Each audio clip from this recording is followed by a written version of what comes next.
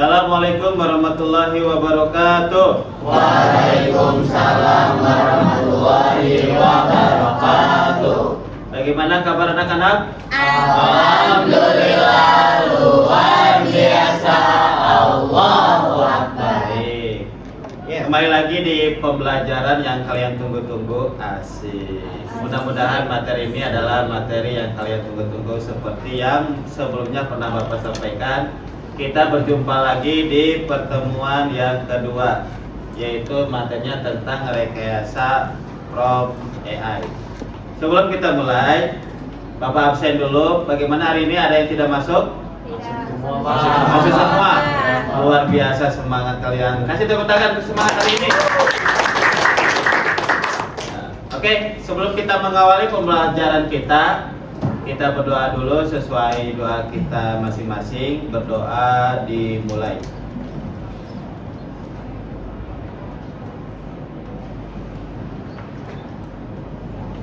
Berdoa selesai. Baik, anak-anak.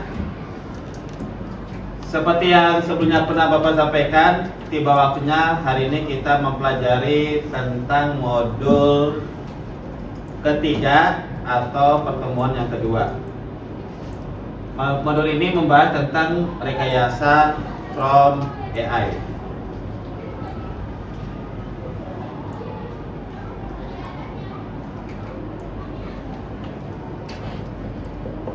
Rekayasa ini adalah materinya rekayasa prompt untuk kreasi konten di kelas. Adapun apa yang akan kita pelajari pada pertemuan hari ini, ada 4 yang akan kita pelajari. Yang pertama adalah memahami rekayasa prompt, yaitu mengerti definisi dan pentingnya rekayasa prompt dalam berinteraksi dengan AI. Kemudian mengenal jenis-jenis prompt, yaitu mempelajari perbedaan antara zero shoot dan few shoot prompt serta kapan menggunakannya.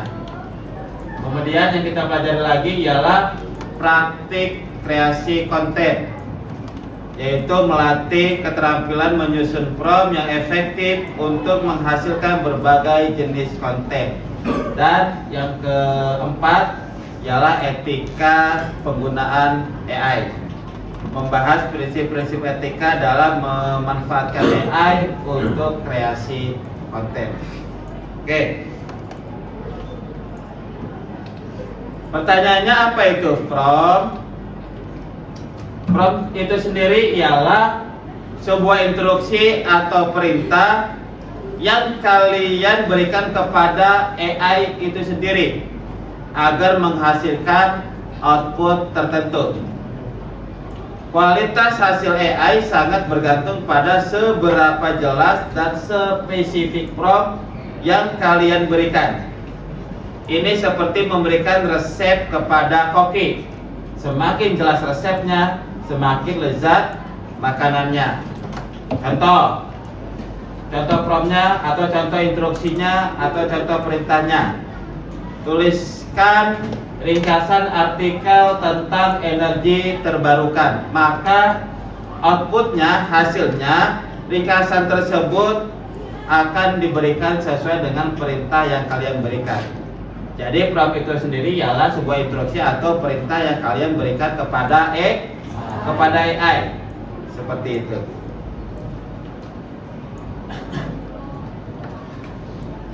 Nah, kemudian kalian harus memahami rekayasa prompt itu sendiri. Rekayasa prompt adalah seni dan ilmu menyusun instruksi atau prompt yang optimal agar model AI seperti ChatGPT atau AI lainnya memberikan hasil yang paling akurat, relevan, dan sesuai dengan kebutuhan kalian. Prinsip utamanya apa? Prinsip utamanya adalah yang pertama, jelas. Jelas di sini adalah tidak ambigu perintahnya. Kemudian mudah dipahami AI. Kemudian prinsip utama kedua adalah spesifik. Artinya ialah hindari hal-hal umum berikan detail yang diperlukan. Dan prinsip utama yang ketiga adalah sesuai tujuan. Prompt harus selaras dengan output yang kalian inginkan. Manfaatnya apa?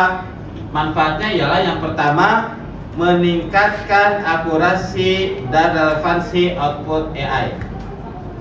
Manfaat kedua, memicu kreativitas AI dalam batas yang kalian tentukan.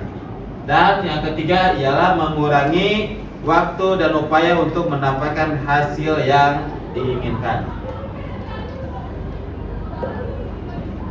Nah, terus kalian memahami tentang zero shoot prompt.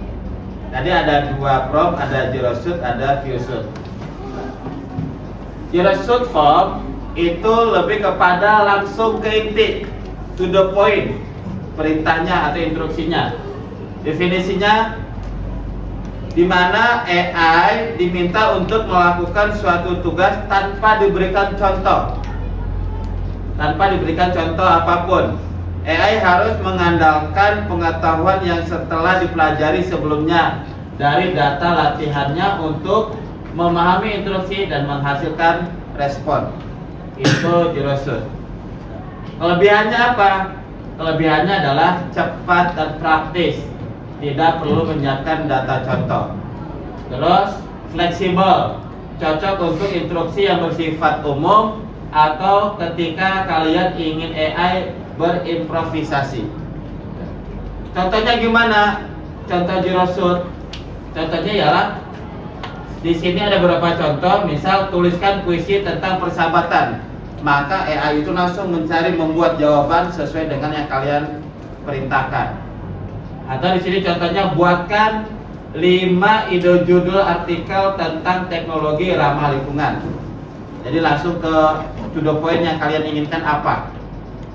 Atau contoh yang lain, jelaskan konsep fotosintesis dalam bahasa yang mudah dipahami.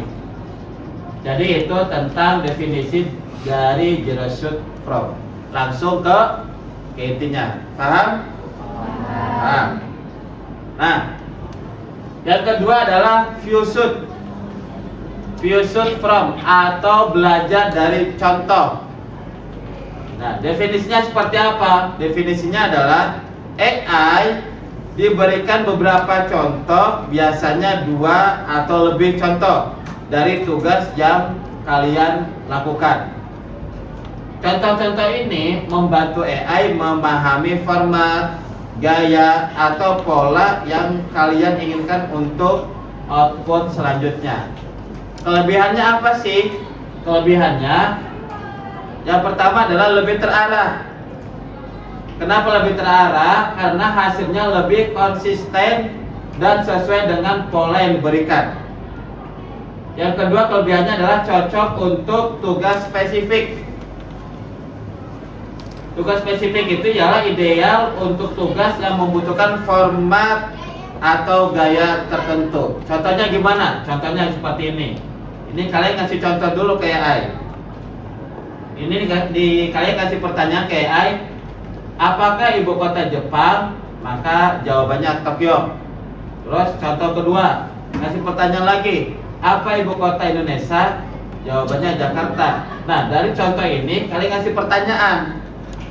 Apa ibu kota Thailand? Maka secara otomatis AI itu melihat dari contoh yang di atas, ya pasti jawabannya adalah Bangkok. Kenapa Bangkok? Karena kamu memberikan contohnya dulu. Itu pengertian atau definisi dari few shoot. Paham? Zero shoot langsung ke inti, few shoot itu adalah belajar dari contoh. Oke. Terus mana yang lebih tepat antara zero shoot dengan few shoot? Kalau dari segi contoh,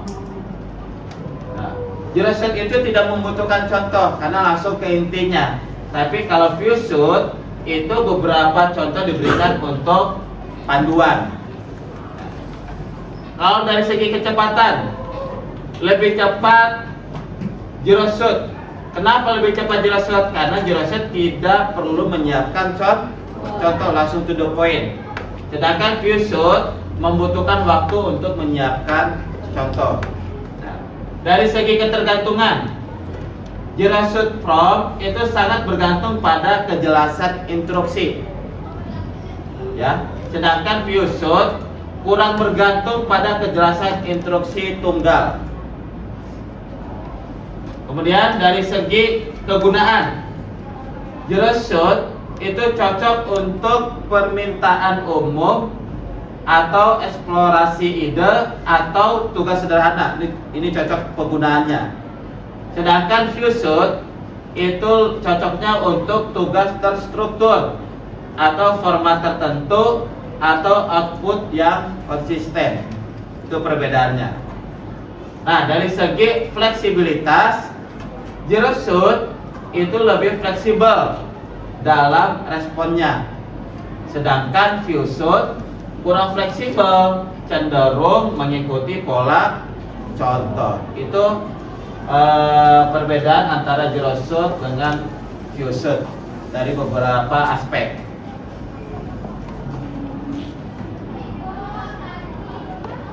Kalian sebagai siswa, ya, ketika memasukkan sebuah instruksi ataupun perintah ke dalam AI, tentu harus mengedepankan etika. Ini ada etika dalam penggunaan AI maupun prompt. Yang pertama adalah hindari plagiarisme atau hindari apa tuh plagiat? Meniru. AI adalah alat bantu atau bukan pengganti pemikiran kalian. Selalu paraphrase atau citasi jika menggunakan informasi yang dihasilkan AI. Etika yang kedua adalah jaga etika dan norma. Pastikan prompt kalian tidak mendorong AI untuk menghasilkan konten yang melanggar etika, privasi atau norma masyarakat. Terus etika selanjutnya adalah evaluasi hasil. Output AI mungkin tidak selalu 100% benar atau sesuai. Selalu kalian lakukan verifikasi dan koreksi hasil sebelum menggunakannya. Dan etika kalian yang terakhir adalah kalian harus transparansi. Artinya, jika kalian menggunakan AI untuk akademik atau profesional, pertimbangkan untuk menyatakan penggunaannya secara transparan. Seperti itu etikanya, ya. Oke, kita lanjut. Nah, baik. Dari beberapa slide yang sudah Bapak berikan, dari mulai pengertian, kemudian jenis-jenis prompt, kemudian diberikan contoh. Silakan kalian buka salah satu tools AI kalian, ya. Terserah kalian mau pakai ChatGPT, mau pakai Gemini misalnya, atau tools AI yang lainnya. Di sini ada contoh latihan zero shoot dan ada contoh latihan few shoot. Bapak berikan waktu kurang lebih 2-3 menit atau lebih untuk kalian menggunakan tools yang biasa kalian gunakan. Cari jawabannya hasil dari pertanyaan ini. Nah, pertanyaan yang zero shoot. Di sini ada pertanyaan, kalian ketikkan tuliskan 5 tips belajar efektif untuk ujian akhir semester di SMA. Masing-masing tools yang kalian gunakan ketikkan ini, nanti hasilnya apa. Sedangkan yang few shoot seperti ini, contoh promptnya kalian masukkan dan nanti jawabannya apa. Ya, Bapak berikan waktu kurang lebih 2 menit atau lebih. Setelah hasilnya kalian dapat, nanti akan Bapak tunjuk atau kalian melaporkannya hasil dari yang sudah kalian cari. Bisa dipahami? Ya, silakan Bapak beri waktu kurang lebih 2 atau 3 menit untuk mencari jawaban ini.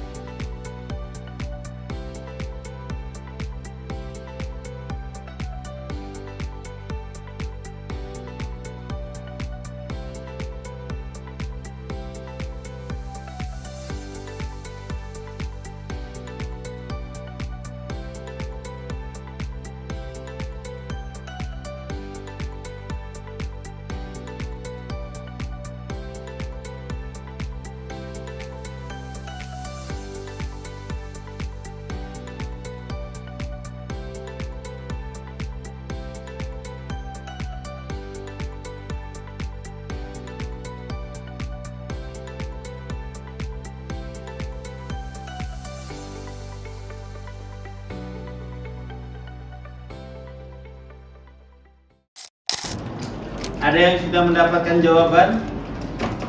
Saya sudah, Pak. Oke, kamu jawaban yang mana? Yang zero shoot, Pak. Yang zero shot. Kamu pakai tools apa? ChatGPT, Pak. Oke, apa hasilnya? Jadi menurut ChatGPT ini 5 tips belajar efektif untuk ujian akhir semester SMA adalah yang pertama, buat jadwal belajar yang teratur. Terus yang kedua, gunakan teknik belajar aktif. Yang ketiga, istirahat yang cukup dan jaga pola tidur. Dan yang keempat, belajar secara berkelompok jika efektif. Dan yang terakhir, jaga kesehatan dan pola makan, Pak. Oke, terima kasih sudah melakukan tugas yang terbaik. Kasih aplaus.